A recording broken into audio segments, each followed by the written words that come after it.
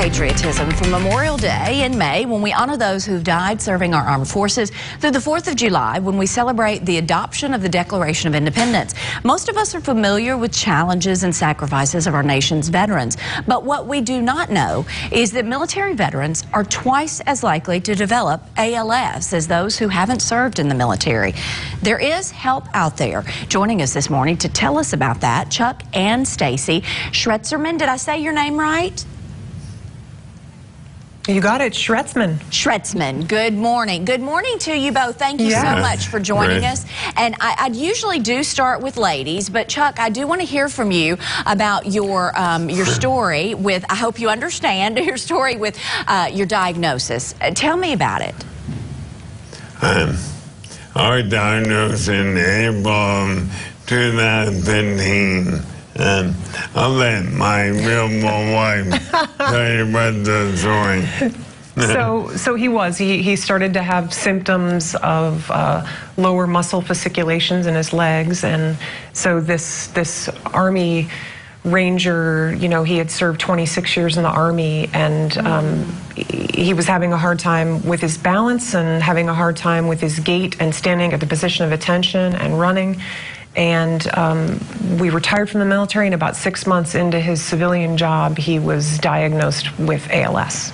Wow, and I see that the speech has been impacted, and I know this has been hard for your family, Stacy and Chuck. It's been absolutely devastating. Yeah. It's just a big sucker punch, you know, this man who's lived his life, you know, running marathons and training through 4 combat deployments, and you know, we had our heads down raising our kids, and then we put our heads up to try to enjoy life, and it just kind of you know, it was a sucker punch right to the face. But our kids who also serve, we've got 3 children, 2 of which are in the military now. They both graduated from West Point and are serving as officers in the Army, and our daughter Chloe is going off to West Point on July 2nd.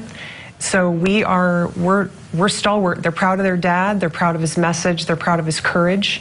And we're going to keep fighting. And we want to reach out to all of our fellow veterans out there to let them know that they're not alone. And there are many wonderful resources for them that they need to get in contact with if they're going through something very similar.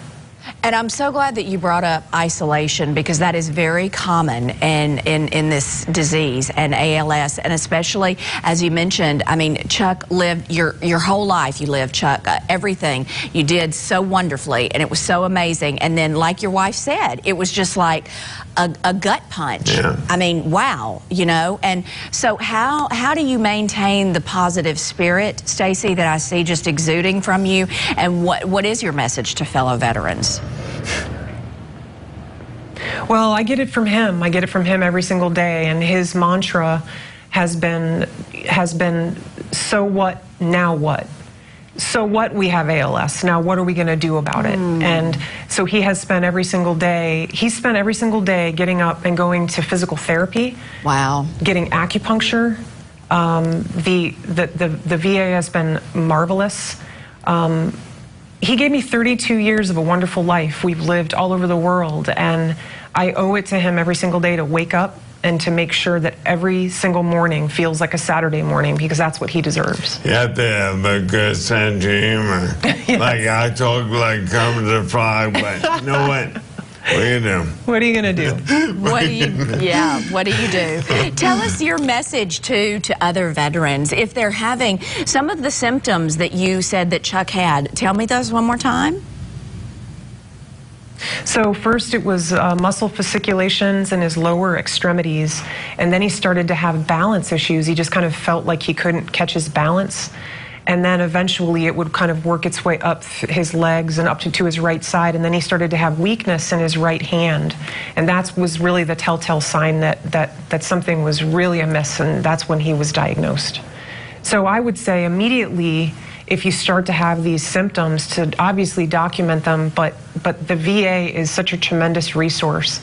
And once you get diagnosed with 100% service connection, ALS is 100% service connected, The VA pretty much sweeps in and gives you all the resources that you need. But you need an advocate, and a very vital advocate for you would be the Paralyzed Veterans of America, which is pva.org. Become a member, and they will help you navigate these waters immediately. They're a valuable resource. Yeah, and we've one had, more resource that's very, very important. One more resource that's very, very important. Actually, I have two, but the first one is the ALS Association of America, alsa.org. Absolutely fantastic, unlimited resources through them. And then radicava.com has vital information on their website too. So you got to educate yourself, but the VA has been fantastic, and the PVA has helped us tremendously. Wonderful. We have a wonderful branch of the PVA here too, Paralyzed Veterans of America.